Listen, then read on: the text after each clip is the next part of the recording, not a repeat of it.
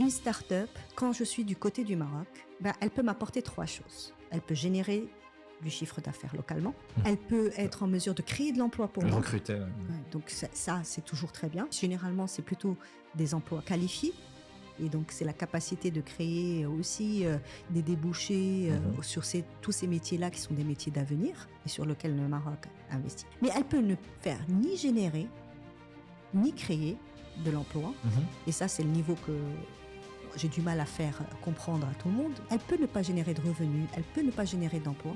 Mais si j'ai du transfert technologique qui se fait sur le Maroc, pour moi, c'est déjà hyper positif. Ouais. Et sur une guerre, une économie mondialisée où la technologie devient l'arme la plus puissante, de manière très claire, être en mesure en tant que Maroc d'avoir accès à ces technologies qui sont portées par la diaspora. Je ne dis pas qu'on va investir sur un Indien qui va faire du nucléaire, c'est pas ça qui va être intéressant. Ouais. Mais ce que je dis, c'est des portées par de la diaspora marocaine qui traite des sujets qui sont critiques, même si j'ai 1% du bénéfice de cette technologie, c'est me positionner sur l'échiquier global de guerre technologique qui est en train de se préparer, qui est critique.